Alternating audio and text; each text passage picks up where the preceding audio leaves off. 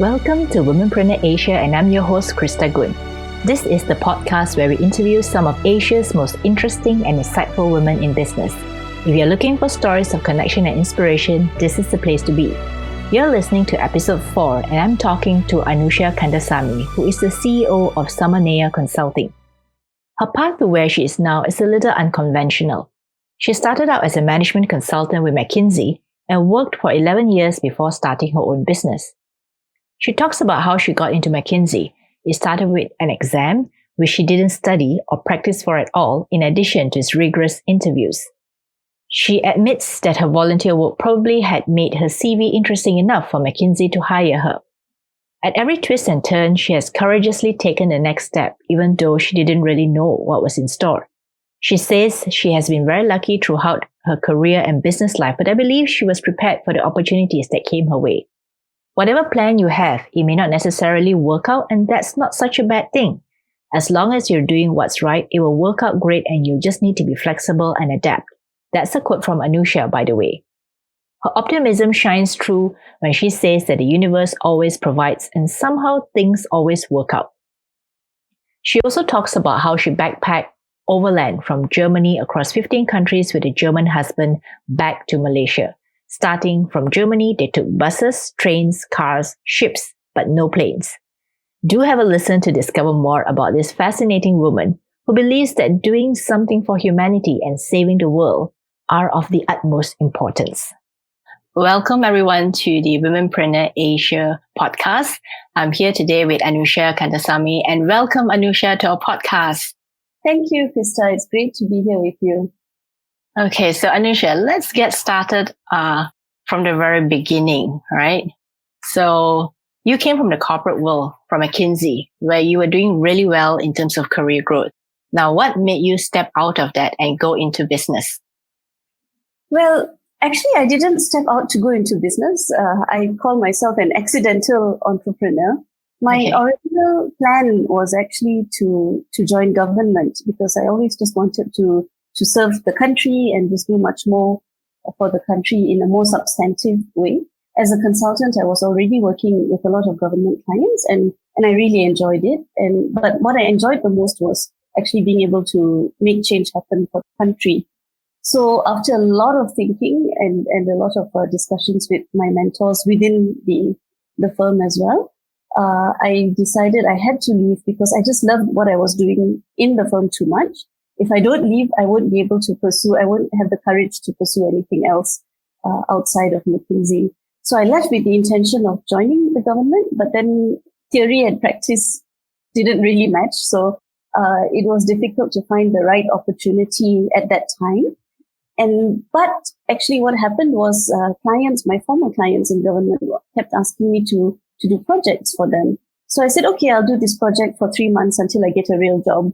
And then it extended to 6 months, and then another project would come up. And then suddenly I was an entrepreneur doing projects for government agencies and ministries, as well as also some private companies. So you call yourself the accidental entrepreneur, because you didn't actually start out from very young thinking that I wanted to be one, right?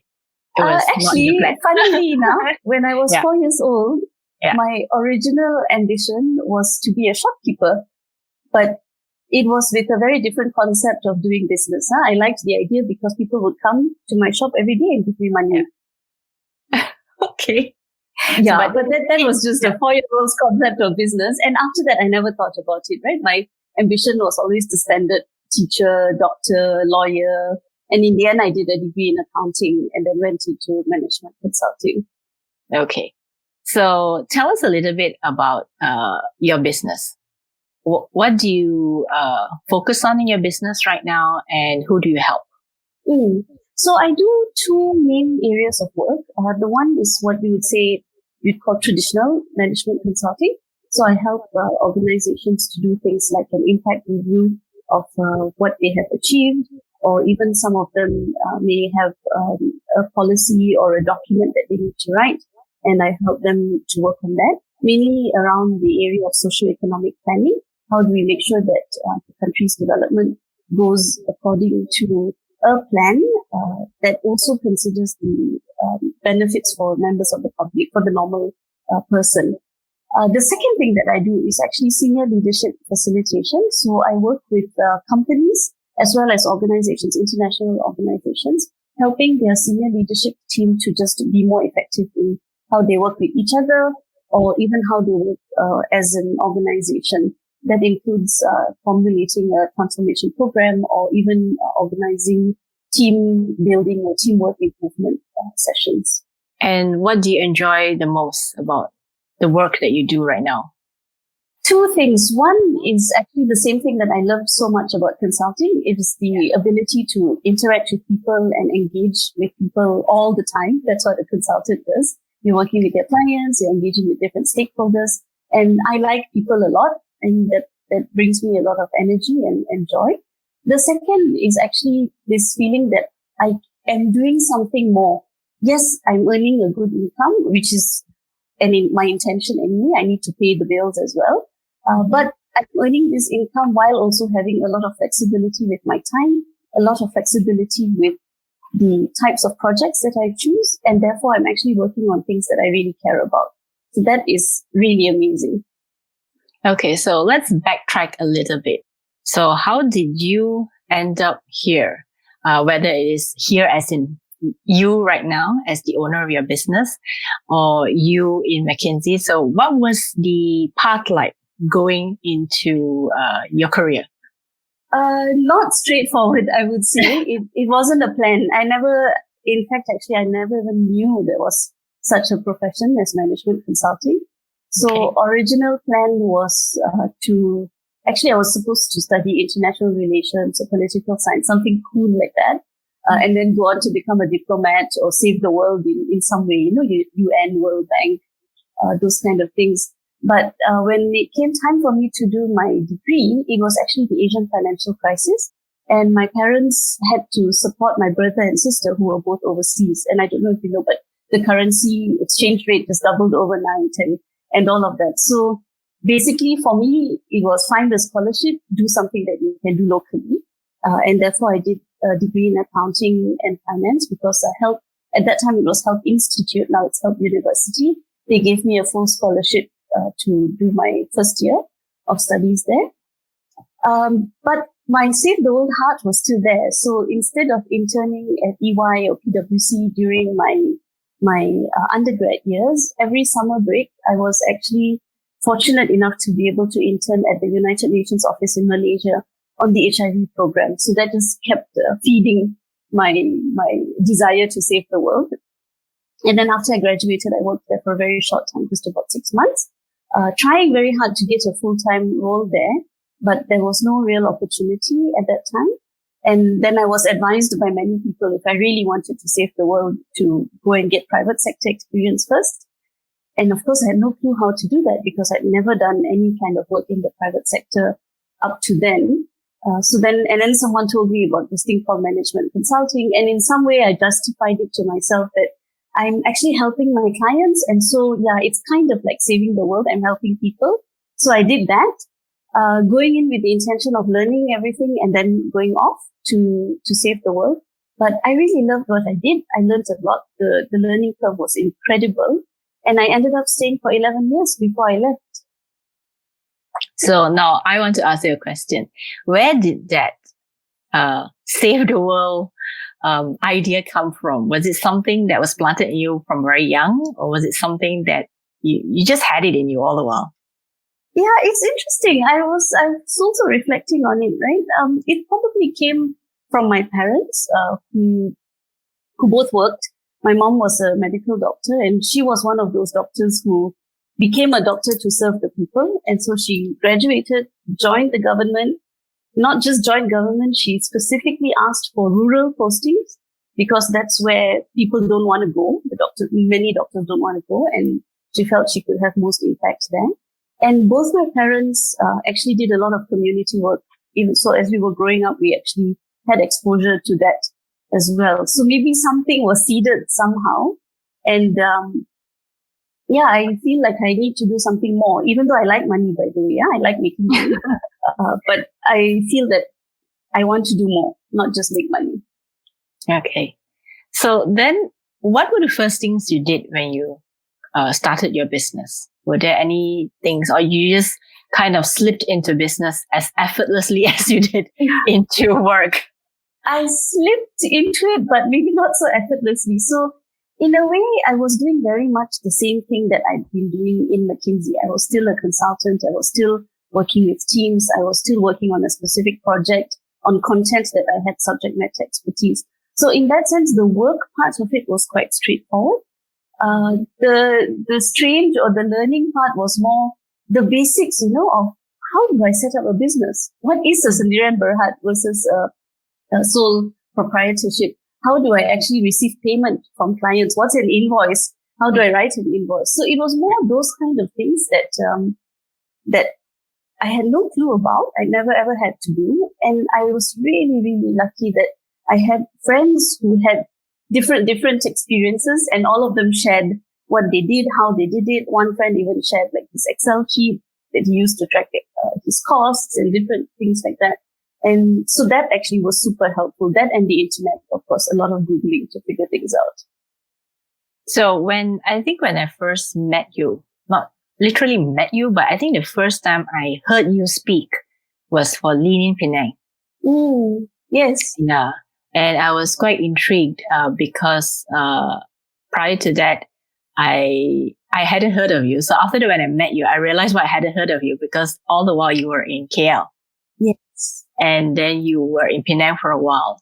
Mm-hmm. So could you also let us know why you were in Penang for a while and then now you're back in KL again?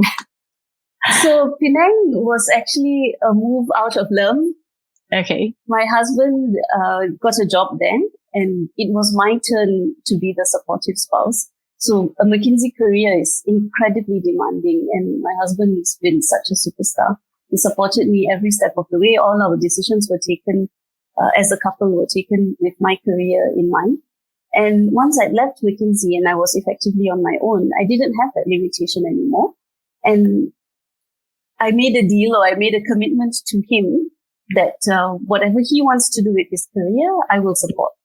And I didn't expect it would be moving to Penang, but he got a job with an architect that he really wanted to work with in Penang. And so I had to fulfill my end of the bargain. And it was tough at first. I was leaving my family here, my network, all my professional contacts here. But it was such an incredible experience. I'm so grateful that we did it in the end. So you were here for about, can I say 2 years? Was it 2 years? 2 years plus, yeah, 2.5 2 years plus. And you found new friends and new networks? Yes. Yes. And the good thing is Penang is just an hour's flight from KL. So the first few months that we moved, I was actually doing a lot of work still in KL. And I also did a lot of international, or do a lot of work internationally. So flying was a bit of a pain because I have to transit via KLIA, but it was still very doable. The first maybe 6 months, I think I was not really in Penang. I was just back for the weekends or when I was not traveling for work. It took a while to build the network in Penang. But actually it was through things like Lean In, through things like I had also a client there who might work with for some time. So they were super actually. They introduced me to a few people who then started giving me some opportunities. And also it was actually just doing voluntary work as well that helped a lot because I had time. And as you know, I wanted to do something more. So since no work, then just volunteer. And that also opened up a lot of very, very nice friendships for me as well. So would you consider that part of your marketing? Yes and no. In the sense that actually, if you look for me online, you will see that I don't have much of a profile. So I've not really done marketing, not a good role model for that, Krista. Most of my so-called marketing has been through word of mouth. So clients come because they hear of me from another client or someone introduces me to someone and then a conversation starts. But I believe, yes, I do the service because I want to, not with the intention of getting work. But if it happens, then wow, that's super. But it's not been the primary drive of doing the volunteer work. Okay. So now I want to talk a little bit more about you and your previous employer, right? You were the first local graduate hired by McKinsey in Malaysia, even though they hire mostly from Ivy League schools. Yeah. So could you tell us how you got into McKinsey? It was very interesting. So there are three, top tier consulting firms, McKinsey, BCG, and Bain. And when I first heard about this consulting thing, I went to all their websites and then I applied. BCG very quickly rejected me. So I got a letter quite fast to say no, thank you.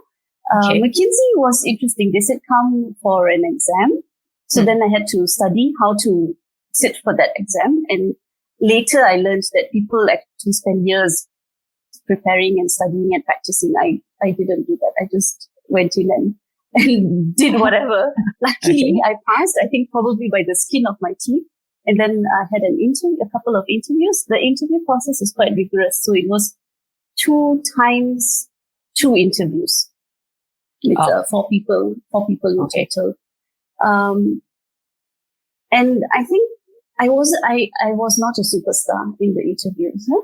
I think I was probably average, but I was really lucky the interviewers saw some spark and maybe my CV was interesting. So later I was told that they consider, say, first class honors only.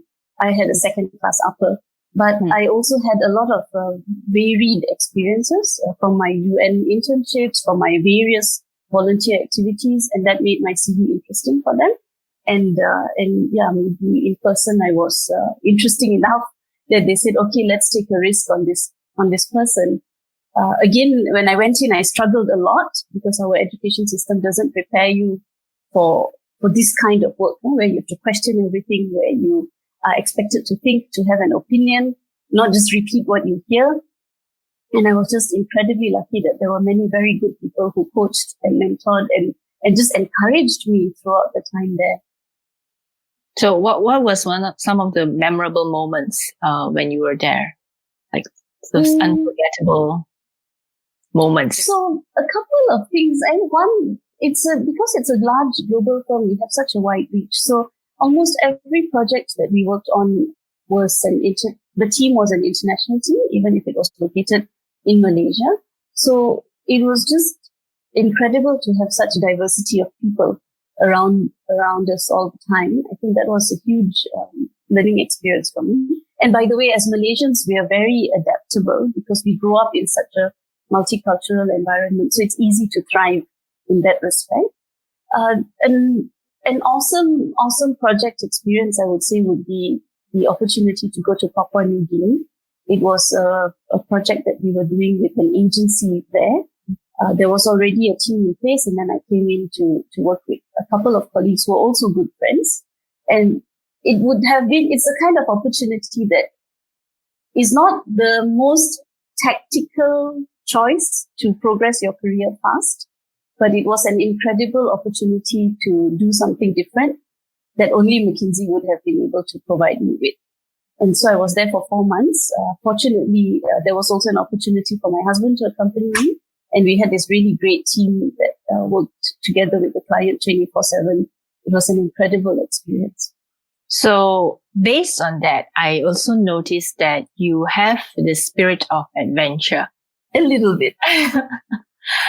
I did a bit of Googling about you. And I think I landed on, was it a blogspot? Oh, you found a blog. Was it a blog? Yeah. So, yes. Yeah, tell me about that. That was so interesting. That was backpacking, right? You backpacked. You did something. I would say maybe flashback, a bit manja by then. Yeah. So that's probably the coolest thing I've ever done in my life. Yeah. And it was not my idea. I'm not a cool person. It actually came about when we spent 1 year in the UK while I was doing my master's. And towards the end of it, we were thinking that I had some time before I needed to return and go back to work. And we thought, let's do a holiday. Let's travel a little bit and see Europe or something. And then that evolved into let's travel overland all the way back to Malaysia. And it's not the kind of thing that I would do. And this is where having the right partner makes a difference in your life experiences. I'm very proper, very organized. I wouldn't take a risk like that. But my husband was the kind who would come up with this kind of creative idea. And yeah, so I said, I thought a lot. I looked at the bank balances and figured out all the money, developed a detailed Excel sheet to see whether we can manage it. And then said, okay, let's do it. And so we traveled from Germany, where his parents are, all the way back to Malaysia to my parents. Overland? Overland, 15 countries. So and we basically use buses, trains, cars, any kind of land transport, or ship or boats, but no planes. Hence the name of the blog, No Planes. Oh, I see. Because I was looking for information about you, and I actually found that I didn't want to tell you during our prep because I thought that would just you would know the thing that I'm going to ask, right? But actually what you said just now gave me the perfect opportunity to ask that. Because you're talking about Papua New Guinea, right? And I remember that, hey, I have to ask you this question. The other thing that probably our listeners would like to know that you were a Chevening scholar. Yes. I'm very grateful to the British government. And you did your master's in development. So again, a non-typical thing to do. So in McKinsey as a management consultant, when you join as an analyst, after 2 or 3 years, people typically go on to do an MBA and then they return to the firm. And the firm actually sponsors that, your MBA studies, provided you come back and work for the firm. Again, I chose a non-conventional path because my dream, as I said, was always to save the world. And I thought You always get derailed from saving the world. Yes, somehow. Not derailed, but diverted. So I decided I want to do a Save the World Masters, which was in development administration and planning. I got into University College London to do that, UCL. But again, it was a non-conventional choice in McKinsey. And at that time, now actually we're very, very open. And the firm is really encouraging about things like this. But at that time in 2007, it was still not so typical. So what I did was basically, I don't put all my eggs in one basket, right? I had also applied for the Chihun Scholarship, which is a wonderful opportunity for all Malaysians, actually, especially if you're studying something non-conventional. And again, my profile was interesting enough for them to say, let's give this girl a go. And so I studied there for a year, thanks to the Chihun Scholarship. And by the way, it also gave a huge network of people, other scholars who also got the scholarship in my year, some of whom are my friends until today as well. Okay. The other thing that besides English and Bahasa Malaysia that you also speak Japanese. And how did that come about? Yes, I'm a bit ashamed to say my Japanese is better than my Tamil. It was again you didn't list Tamil. You didn't list Tamil. I didn't list Tamil. No, I know enough. I know enough to order food. That's about it. Okay. But Japan actually was again a wonderful opportunity. I've just been very lucky that these things have come my way. You're a very lucky woman. I know. Very grateful. I would say that I don't think it's so much luck, but of course, a lot of people say it's luck. But I think you were actually at the right place at the right time, and you prepared yourself for it, whether or not you knew it. Yeah, I think so. And taking the opportunity. And maybe at that time it was more like, let's do it without really thinking. But probably I had done what was needed to qualify for all these things indirectly. Okay. Let me not stop you from talking about your Japanese. Yeah, so Japan was actually a youth exchange program that I went for after I finished secondary school. It was again courtesy of another country. So the Japanese government actually sponsored this through the Japan Foundation. And the program is called the American Field Service, AFS. It's a global program. I had the opportunity to live for a year in Hiroshima in Japan with a host family. And I went to Japanese high school for a year. And of course, in Japan, everyone speaks mostly Japanese only. And so I had no choice but to learn the language. I was again really lucky that people invested in me. So my Japanese mom, my host mom, would sit at night, she having a Japanese English dictionary, me having an English Japanese dictionary, and somehow we would have conversations until such point that there was no need for the dictionaries anymore, and we could get along, it could communicate well enough with each other. And so again, a very character forming experience from knowing everything, being comfortable with my life as it was in Malaysia, to going overseas and adapting to a new culture, adapting to a new family environment as well. It was really very, very character forming. Was that your first experience overseas? Yes. Yeah, actually. But why do you choose Japan? Interesting. Actually, I didn't. I didn't. My only criteria in doing this, because effectively you don't get any academic value by spending this year away. Yeah. So my criteria was I should come back with something, which meant a new language. So the only criteria that I stated was I wanted a country where they don't speak English, so that I would learn their language and come back with that after 1 year away. The options were Argentina and Japan. And of course, I wanted to go to Argentina. Yeah. But the scholarship was only for Japan. So I went to Japan. So it was a choice made for you. Yeah, kind of. Yeah. But it turned out well.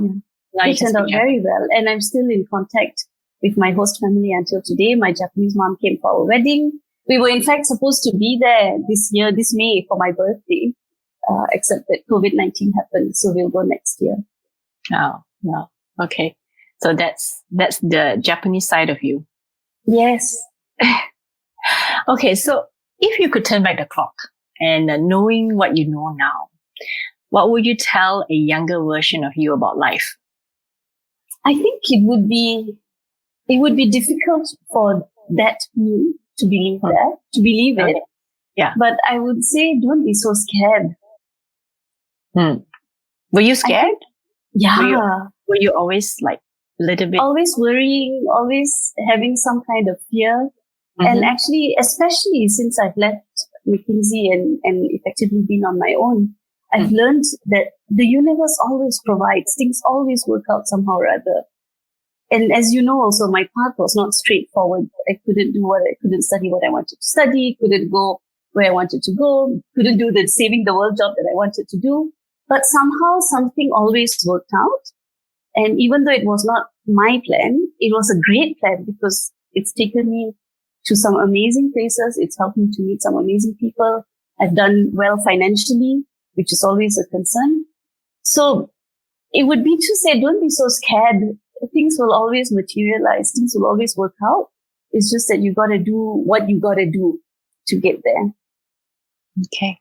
And speaking of that, who has had a tremendous impact on you in your life? Were there any role models?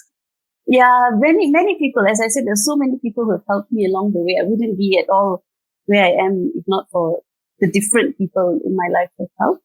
But probably the biggest role model would be my mom, whom I shared about earlier as well. She's a really strong woman. She's always been very independent. She was very clear what she wanted to do with her life. And she's until today still a role model in many ways, right? Of course, I don't tell her often enough that how much I appreciate that, how much I've learned from her. But she stood very firm on values. She stood very firm on discipline. She stood very firm on doing the right thing. But she was never this kind of tiger mom, right? We were held to very high standards, but it was the kind of standard of you don't need to be first in class, but you must always get above 90%. So it's do well, but don't do well at all costs. You must also read. You must also have extracurricular activities. You must have friends, and you must be a good person over and above everything else. And if you see the type of person that she is, she and my dad both always taught us that we have to respect every single person we meet. Doesn't matter who they are, doesn't matter where they come from, doesn't matter how in typical social hierarchy, high or low they are, we have to respect and treat everyone well. So those are the big learnings that I picked up from her. And I try to apply it in my day-to-day life. Is your mom staying with you right now? Right now, yes, because of the COVID-19. Okay. It so happened she was she was in KL when the MCO started, and so she's been stuck here. Otherwise, she'll be living in Otherwise, she lives on her own in Strandban, which is about 45 minutes away. Oh, she's quite independent then. She just lives on her own.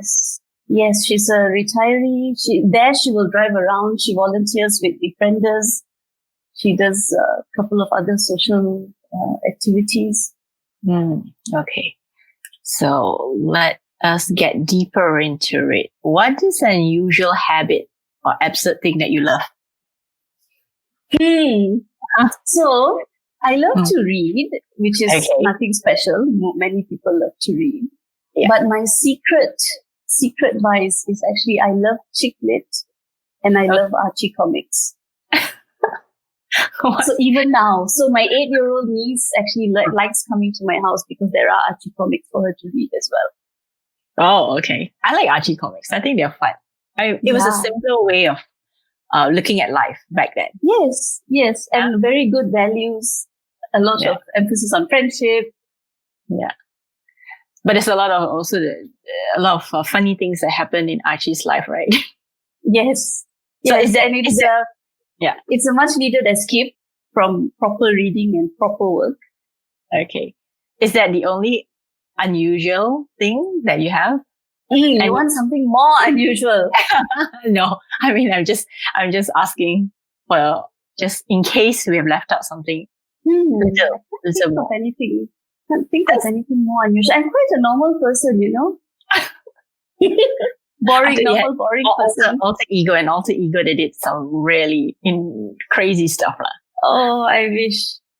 Okay, what about one of the most worthwhile investments you've ever made? Does it count if I say marrying my husband? Sure, why not? Not because he's a millionaire or billionaire. Yeah. But because he's actually extremely supportive of me and of my career and even of my family. So he's not Malaysian, but the condition for the relationship, actually not yet marriage at that time, the condition for the relationship was I'm never leaving Malaysia. So if you want this to work, you got to be willing to live in Malaysia. And he did. He came back to make a life here. He's also been, as I said earlier, super, super supportive of my career choices. So there's been nothing that I wanted to do that he has stood in the way. In fact, he's been always the biggest cheerleader. He's a great advisor. And the kind of things, all the insecurities that you can't tell people or you can't show your clients, I can actually express and discuss with him, and he helps me see a different perspective. So I think career-wise as well as life-wise, it's probably been a great partnership, I would say. Not necessarily investment, maybe a partnership. Okay. Then, of course, I can't help but ask this question, right? How did you meet this great person? It all goes back to the UN, to the United Nations. We were both interns at UNDP in Malaysia, the United Nations Development Program. Yeah. He had actually wanted to go to Canada, if I'm not mistaken. So he had 3 countries that he had applied for an internship. And he got Malaysia, so he came to Malaysia, and then we were colleagues.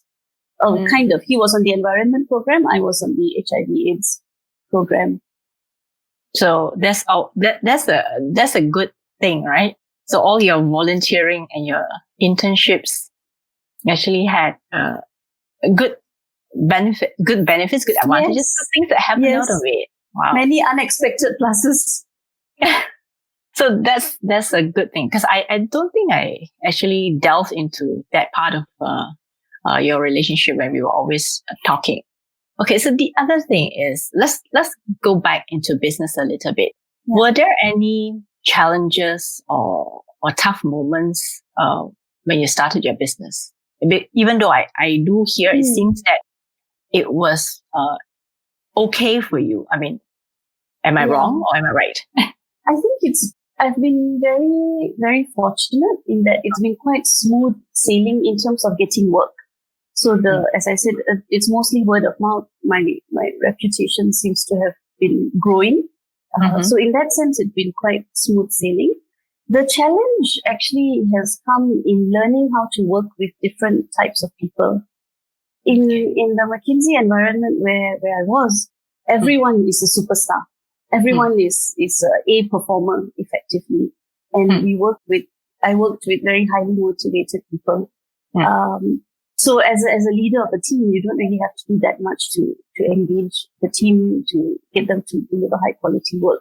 You just need to be able to provide good direction and motivate and inspire them. When I came out on my own, the way I work actually is clients hire me, and I typically work with their teams because what I want to do is to build their capability. I don't want to just come up with a nice report and then no one knows how to use it. So they actually assign me 2 or 3 team members who tend to work with me maybe part-time or sometimes full-time. What I learned is that not everyone is a McKinsey consultant. And it took me quite a bit of time to adjust to different ways of working, different expectations in how long it takes to deliver a certain work product or the quality that I can expect when it comes back after the first round. Another thing that we do very differently is in McKinsey, it's very iterative.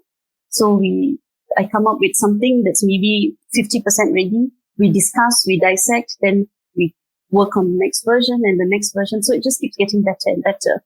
I find that the work culture in a lot of Malaysian organizations is there's only one right answer and I can only submit one right answer at the first go. And a lot of my team members or my client team members had this fear about coming up with something just for discussion, opening up your work for dissection and iteration and changing it. So it took a lot of patience. It took a lot of me also self-reflecting. How am I carrying myself? How am I being encouraging or am I being discouraging in my response when people show me work? I think now I feel more comfortable doing that with different types of people. But I think the first year or so, it was quite a challenge. And I was always questioning myself whether I'm really adding value, whether I'm being helpful, whether it's useful for the person, right, being assigned to me.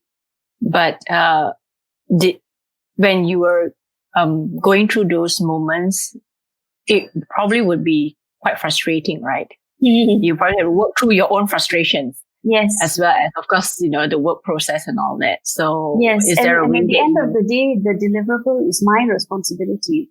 So whether the person does the job to quality A or quality D, I still have to produce A plus at the end of the day. So it's very stressful.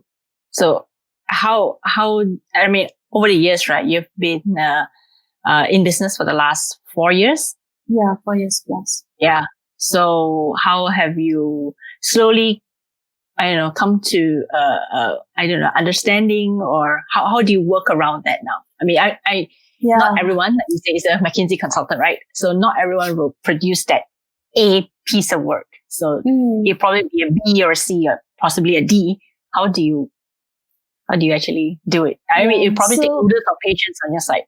Yes, at first I just suffered and redid it by myself, which meant very long hours, very long nights, a lot of frustration.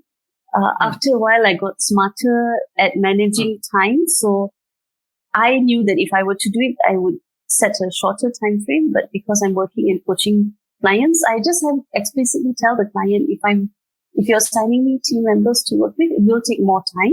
And therefore, I need more lead time. And actually, surprisingly, they're very open to that because they see the value in their teams learning and growing as well. I just never had the courage to do it, to have that conversation earlier. So I learned how to do that. And positively, they were encouraging. So I had more confidence to keep doing that. I learned to be more patient, and I asked people to submit things to me beforehand. Let me have a look. Let me get annoyed. Let me cool down by myself first. And then only I go back and discuss it with them with full empathy and patience, right? Because I know that I've had the benefit of the McKinsey training and the coaching and mentoring and they have not had that experience. And what they have, it's different. What they produce may be different, and it's not necessarily wrong. So I also had to let go of my own so-called standards and look at what is actually helpful for the client, not what I would normally do, but what would be the most practical solution. So it was a lot of learning, a lot of trial and error until I felt, okay, I'm getting there. Because I could probably see the difference, because like you come from an organization where everyone, like you say, is a superstar. Everyone does amazing work, and suddenly now you have to work with people of various degrees of knowledge and experience. That itself could be quite tough Okay. Yes. So now let's go to this question I wanted to ask you. So if someone wanted to start a business similar to yours, what advice would you give to that person? I think they would need to be very, very good at what they do. And this is the thing that I always tell everyone, right? I invested 11 years of my life in McKinsey, and there was not much life, by the way, while I was there. I was working very, very long hours, very tough, very stressful working environment. What's a typical hour for you over there when you were there? Okay, it sounds extreme, and now when I tell you, I can't even imagine how I did it. But my typical day, a typical work day, I would wake up about 5, get out of bed maybe about 5:30, shower, look at work. So my teams would have submitted work overnight, respond to emails, look at stuff. And then if I'm lucky, I get to have breakfast at home with my husband, and then I go out for client meetings and go out to work with my teams. I'm out all day until about 8 p.m. or so. And then I come back, have dinner, which my husband typically would have cooked. I'm a very lucky wife, as I said. And then we just hang out, rest for a bit. And then at 10 p.m. I work again until midnight or so, and then repeat cycle. Wow. That's tough. Yeah. And of course, in our case, we don't have children. So it was very doable to focus entirely on work, right? I don't know how people who had families manage. Maybe they're just better at managing their time. Yeah. Okay. So let's move back to the question that I kind of like diverted you from that question. What advice would you give? So as I was saying, I think you have to be good at something if you want to succeed in the business, right? Whatever it is you're doing. And I think the only reason I can do what I can do today is because I really invested in what I did at McKinsey. When I was there, I was 100% there. And I really learned and did everything that I needed to do to be a good consultant, or tried to do everything I needed to do to be a good consultant. Didn't always succeed. Having left, it's a combination of keeping those standards, maintaining the high quality of work that I deliver. Plus, I've learned empathy, and also just bringing a good dose of practicality to what we're doing. So it's very different when you're working with a large consultancy and you have certain standards to uphold with the organization, versus coming as a person, as an individual. I need to make sure that whatever I propose gets implemented. And so there's the perfect answer, and then there is the practical answer. And I have had to learn to bridge between the two. The third thing I would say is that you have to keep learning, keep learning. And so I mentioned earlier that I do also leadership facilitation now, as well as consulting. That wasn't something that I did a lot. I did maybe a little bit when I was in McKinsey, but not very much. And that's a skill that I've been building as I go along over the last few years, because there is a lot of demand from clients for that. Okay. Maybe that will also give us something that we want to talk about now. What does that entail? Since you brought it up. Yeah. So I'm actually affiliated with an organization. It's actually a McKinsey subsidiary. It's called Aberkin. And Aberkin does leadership and transformation change facilitation. Through them, I've had the benefit of really learning. So I learn by co-facilitating with other experienced facilitators. I also invested in a couple of training programs that they run or that they endorsed. I did some online, by the way, even before COVID-19, before the Zoom meeting rage. And I also did one or two in person. And it also requires a lot of self-reflection, this leadership thing, because I can't be telling my clients or my participants to reflect on their leadership moments without me actually having experienced that and learning about myself in the same way. So it has taken a bit of courage as well to look into myself and realize that there are things that I'm still working on as a person, and be open and vulnerable enough to share that when I facilitate with clients. What, if you are okay to share, what are some of your leadership moments? You mean things that I've learned? that I'm learning or struggling with myself. Yeah. Yeah. Are there any? Yeah, plenty. So a couple of things that, so maybe one big thing that I do a lot and clients tend to like learning about it is what we call triggers, recognizing moments of stress that cause you to respond in a way that later you'll be like, oh, I shouldn't have done that. Oh, I wish I'd reacted differently. Or I wish that I'd responded in a more positive way rather than causing a fight or an argument. And all of us have triggers, and it's a normal reflex action. So I have a number of triggers too that I am working to recognize and learn how to respond better. So, for example, if the example that I always use is if I ask my husband a question, he always says, "I don't know," and that just irritates me. And if I choose to get irritated, it typically ends up in us having an argument or an unnecessary quarrel. Yeah. So now I'm learning to manage my response, take a deep breath, and ask a better question so that he's able to answer in a more direct way rather than say, I don't know. Or if I recognize that I'm starting to get into this argument mode, to be able to pause and say, sorry, let's just try again. Yeah. So it's recognizing triggers in my life. It's not just with my husband, it's in all interactions. I think we all need to recognize the triggers in our life, because I can think of some stuff that triggers me and drives me mad. Yes. And often we don't realize it because we just don't have that awareness that I'm being triggered right now. So recognizing it helps. And the MCO, by the way, has helped as well, because pace of life has slowed down a little bit. It's often when we are stressed that we get triggered much more. I think all of us need that help recognizing our triggers. Yeah. Okay. Yeah, it's been a huge learning for me, even in my interactions with my mom, by the way, whom I love very much, but also triggers me. Okay, so then that will also be a good context for us to ask. So what's your definition of success then?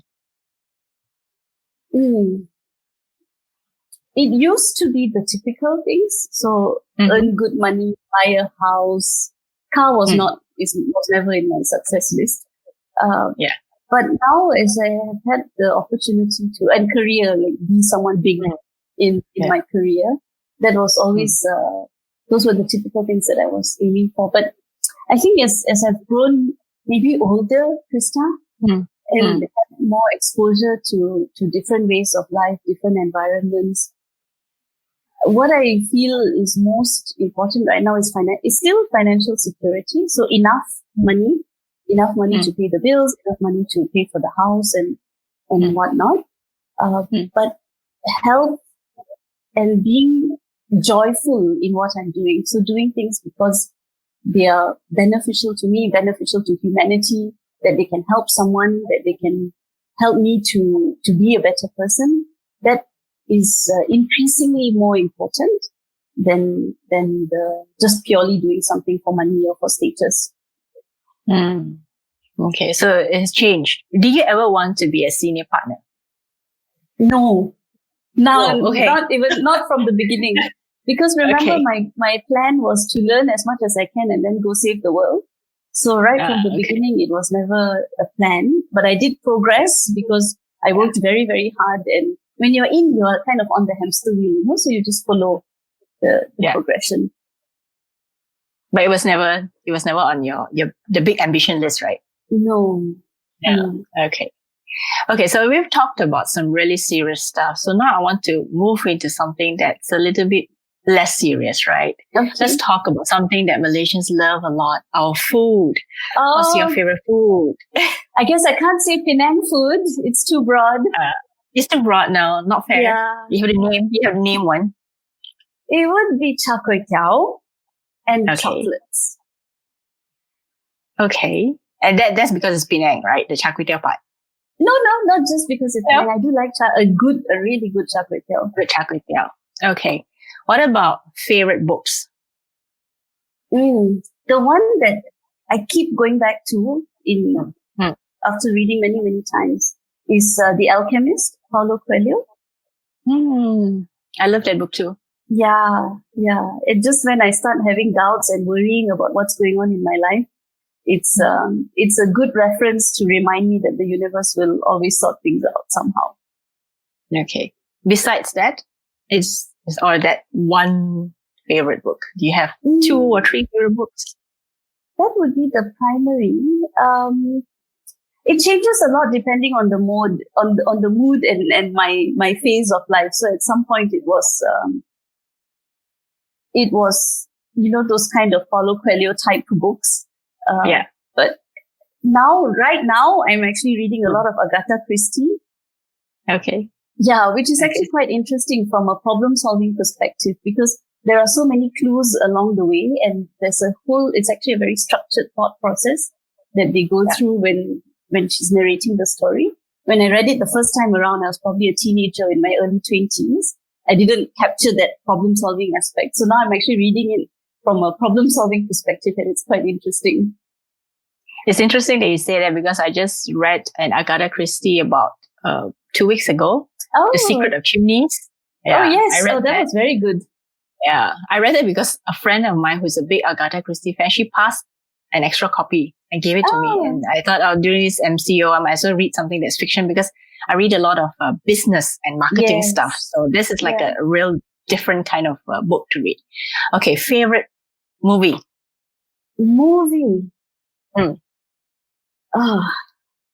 That's tough, difficult. Yeah. Okay. What are you watching right now? Right now, whatever, just Netflix stuff. But actually, I think what I would recognize is Walter Mitty. Do you know Walter Mitty? The Secret Life of Walter Mitty? I've heard about it, but I've never really it's a fantastic movie, because it's about a guy who just has an average job, but it's not an average job. It's actually a really important job. He takes care of all the photos in the archives of Time magazine. And so there's a whole story to it. But essentially, it's got a lot of travel. He ends up traveling to Iceland and to some strange parts. But the fundamental thesis at the end of the day is to do work that's meaningful to you and find the meaning in what you're doing. Okay. So it's quite a quirky. That sounds like you, Anushia. I know. That's why in the end it connected, right? It's quite a quirky movie, and it connected on many different levels. Okay. So I think I should look it up, because I think some people told me about the book. Is it the book or a movie? I think it was based on a book. I haven't read the book, but the movie was very good. Okay. Your favorite song? Oh, that will be difficult. I can't think of anything. What do you normally hum or sing in the shower? Nothing. Whatever's on my mind at that time. No favorite song. No favorite we didn't even have a song for our wedding. You didn't? I don't think so, No. Strange. Yeah, this is a question I need to think about. Yeah. Okay. Your favorite local restaurant? This is difficult. Too many. Yeah, too many. we like to eat. We used to go to a restaurant in Mid Valley. It's called Fresca, the Gardens at Mid Valley. It's a Mexican restaurant. Actually, the food was good, but what we really liked was the atmosphere, and we always used to sit at the bar and chat with the bartender while we were having our meal. That was we liked that experience. So it's not so much the food, but the bartender. And the drinks. We like the ambience and the drinks. Yeah. Okay. Just the informality of a place where someone recognizes you and knows your likes and dislikes. It sounds a bit like Cheers. Yeah, a little bit. Okay, your favorite compliment? About me? Or what I like to compliment people on? Yeah. What have people said about you that you think that, wow, this is a really nice compliment? That I'm a people person? I take pride in the fact that actually I like people a lot, and I get that from my dad, by the way. My dad is a huge people person. Yeah, and when people recognize that, I feel happy that it's noticed.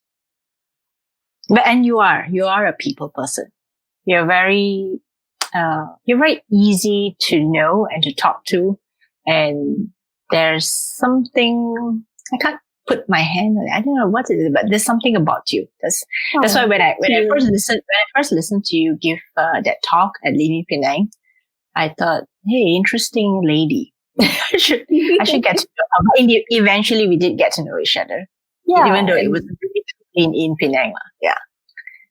Okay. What about 3 words that you use to describe yourself?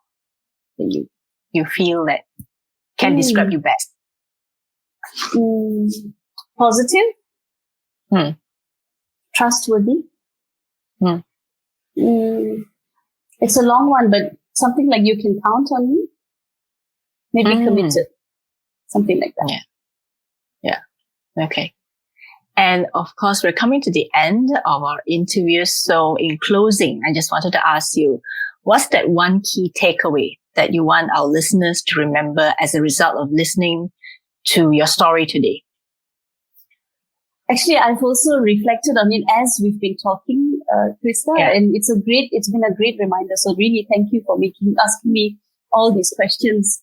It's actually a big learning for me personally, and I hope it can be helpful to others as well, is whatever plan we have, like how I was supposed to save the world, be a diplomat, and all the different things that I had planned. You're still saving the world. Indirectly. It may not necessarily work out, and that's not such a bad thing. It's actually okay, because as long as you're doing what's right or what you feel is right, somehow or other it will always work out great. It's just that we need to be open and flexible enough to adapt. So that actually tells us a little bit about how you got here too, right? Your entire life journey up to this stage. Yeah. So you were open to experiences, open to learning and growing as you went on this path. Yes, consciously or unconsciously. Yeah? Sometimes it was very painful. Yeah. But I didn't know. But it's good. But it's good looking back that you know that it was part and parcel of the grand plan of life, right? Yeah. Okay. So where can people find you online? They want to connect with you. They want to learn more about the work you do. As I said, I'm very low profile online. So best is probably LinkedIn. I do have a LinkedIn profile. I don't check it as often as I should, but I'll make a bit more of an effort. Okay. So thank you so much, Anushia. It has been a real pleasure interviewing you. It's been so nice chatting with you. Yeah. And it's been so nice hearing your story also. And I hope that your story will serve as an inspiration to other people, other women, not only other people, but basically because this podcast is supposed to be for women out there who feel that maybe they're not feeling so strong or so brave or so, they don't feel that they could do it, but maybe listening to your story or even the other stories of the other women and featuring in this podcast, they can see that, hey, these are women, regular women who have done spectacular things. So maybe I can have a shot at it too. Okay. Yeah, so thank you so much. And really, thank you, Krista, for featuring so many amazing stories and for considering me for this series as well. I wouldn't have even considered. I would have taken you in a heartbeat. Okay. Because I wanted to ask you long time ago, but and that is why I think MCO is good, because it gives us a lot more time to think, like the projects we want to work on, the people we really want to connect with, and this is the result of that. So thank you once more, and thank you. Okay, so we will see you again, hopefully, when we get back into probably other seasons. Then we can listen to more of your stories. Thank you. So thank you. Thanks.